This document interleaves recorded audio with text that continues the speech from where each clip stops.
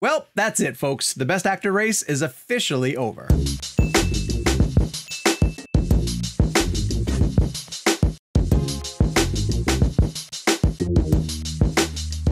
Hey guys, it's Sean O'Connell, the managing editor at CinemaBlend, continuing my coverage of the Toronto International Film Festival, even though, as you can tell from my background, I am home. Because one of the last movies I was able to see as part of the festival is Darren Aronofsky's highly anticipated new drama, The Whale.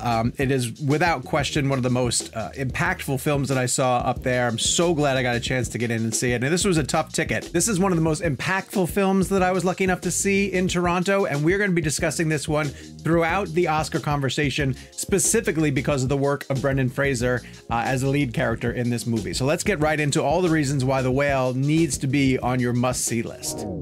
Listen, I fully acknowledge that it's September 13th, which is way too early to call any of the Academy Awards races. But I do not see anybody delivering a performance that is more effective and more moving than the one that Brendan Fraser gives in The Whale. He is the lead character. His name is Charlie. And if you've read anything about the film up to this point, you know that he is a 600-pound man who has essentially started eating himself to death due to a reason that I don't want to necessarily give away because it's sort of integral to the plot. But it's tied to grief, and Brendan Fraser understands completely what he's doing and is being sort of enabled by the people around him, who are also sort of struggling with the fact that they know that everything that this man is doing is completely unhealthy, but they still want to sort of be supportive for the emotional struggles that he's going through. Now, obviously, Brendan Fraser did not put on 600 pounds in order to play Charlie, and he uses prosthetics, and the prosthetics are incredible. Darren Aronofsky knows that the work that his crafts team has put into creating the character of Charlie they're remarkable. They are some of the most cutting edge and effective prosthetics that I've seen on anybody. You can't see where the actor ends and the prosthetic begins, and you'll get multiple shots of Charlie where you're almost examining, like, how on earth did they possibly do this? And the physicality of Brendan Fraser playing this part is felt in every movement that Charlie has to make on screen. You feel it. You are literally struggling through the movie with him, and it's tied to this convincing performance that Fraser is giving us in The Whale that just it puts us in Charlie's situation. It's one of these situations where, as well, Aronofsky does not let us leave Charlie's house because Charlie is essentially not bedridden necessarily, but in his chair, and eventually he moves to a wheelchair. But you're confined to his living space. You're not able to sort of go anywhere, and so the weight, no pun intended, and the burden of what comes with being Charlie essentially is felt on the audience, and it's felt through Brendan Fraser's performance because through that, the actor is able to cut through the prosthetics and the rubber that's used to bring Charlie to life and give this incredibly touching and incredibly pained performance as a man who has made mistakes and acknowledges those mistakes and is trying to make good on them before he runs out of time. And it's an incredible performance, obviously one of the best that Brendan Fraser has ever given, and so far to date it's the best performance I've seen from an actor this year. So there are a few films still coming that could contend for the Oscars. I understand that Hugh Jackman is terrific in a new movie called The Sun. But if Brendan Fraser does not walk away with the Best Actor trophy for his work in The Whale, then the system's broken and something really needs to be fixed, because he is spectacular and there's no way that you can leave this movie without being incredibly touched by his performance. As good as Brendan Fraser is in The Whale, he's matched by Sadie Sink, who a lot of you guys will know from Stranger Things, and who gives an incredible performance as his estranged daughter. She is absolutely one of the reasons that you're going to want to check this movie out as well.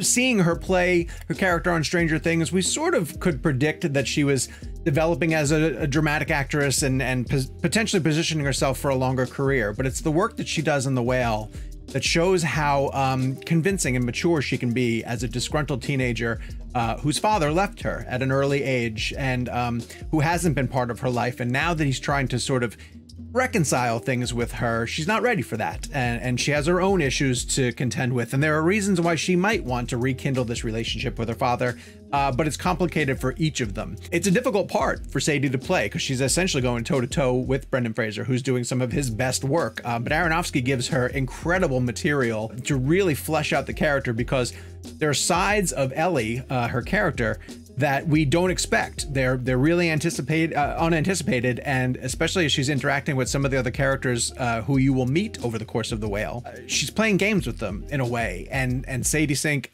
really has a strong command over these complicated things that Ellie has to pull off. Again, it feels like I'm dancing around the story a little bit, and I am. I don't want you guys to know some of the details before you go into it. But just know that, like, this is the movie that is convincing me that Sadie Sink, you know, needs plenty of other dramatic performances like this handed to her, because she's ready to rise to the challenge and is going to be an actress that the industry is going to want to keep their eye on. She's terrific.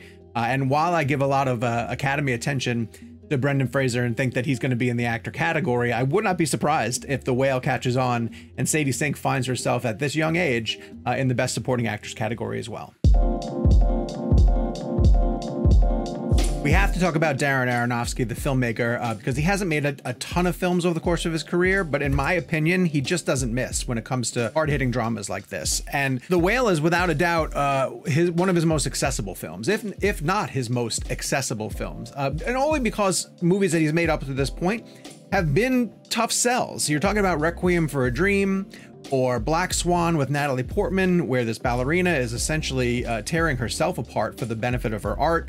And of course, Mother, which was a challenging film, which to me it was extremely rewarding, but showed, you know, Jennifer Lawrence again as someone who's falling apart and sort of chipping away at her own self because of the fears and traumas that she houses. Now there's trauma, you know, and drama to be found in The Whale as well too, but the way that Aronofsky sort of handles it, it's not as incisive or deep digging as he potentially has gotten in the past. But maybe this film in particular didn't necessarily need it, because I still think that it works as well as any of his other films do. I think, you know, a movie like Black Swan is probably still his masterpiece. It's still, you know, one of the best things he's ever done from start to finish.